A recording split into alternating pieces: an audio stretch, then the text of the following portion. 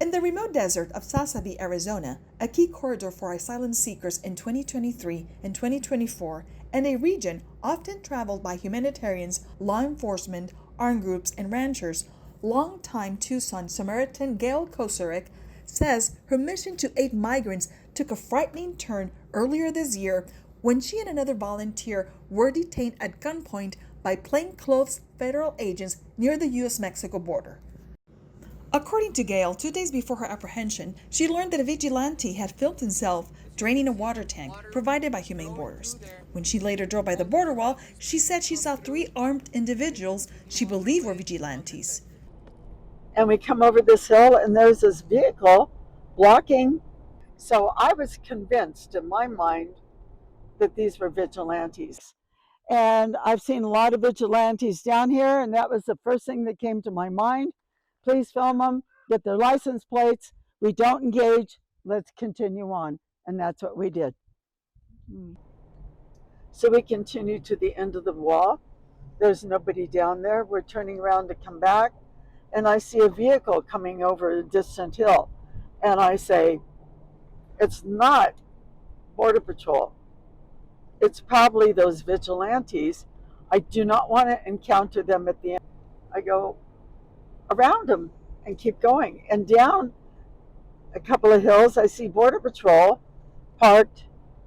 And so I pull up to him, put down my window. He has his down already. And I go, thank God.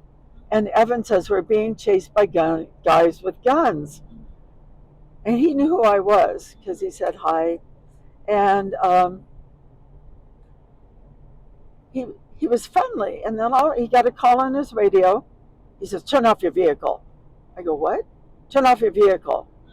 They're federal agents. And I go, what? And as he said that, they pulled up behind me. They yelled for us, open the car, open the doors, get out of the car, put your hands behind your back. And they put Evan and I in handcuffs. They grabbed his phone. The 2 people on this side, they didn't realize that the person in the driver's seat was also filming as I went around. And it's really neat because it's 23 seconds long, but there's only actual video of them for the first 12 seconds.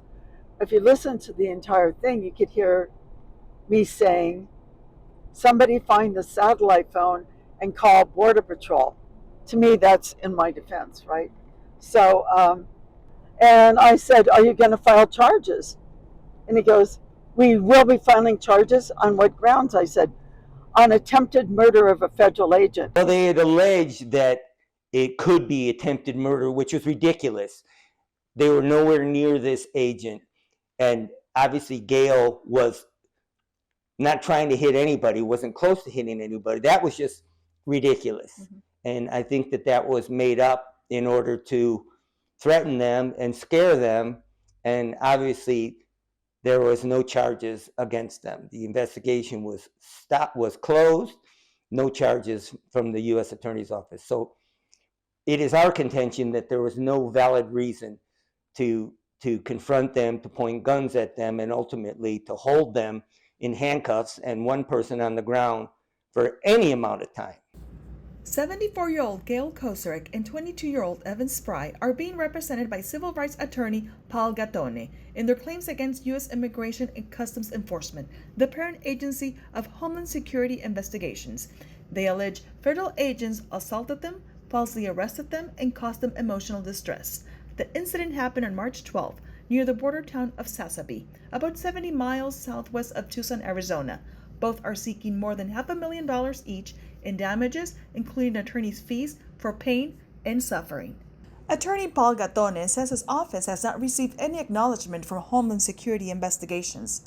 I also reached out to an HSI spokesperson via email who said the agency is not coordinating interviews at this time. What needs to happen is we need to have some sort of response from the government, that they need to take responsibility, that they need to be accountable for the actions.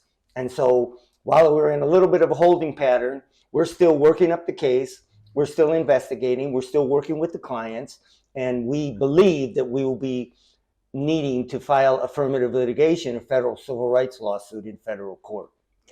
Reporting from Sásabe, I am Dawn Page.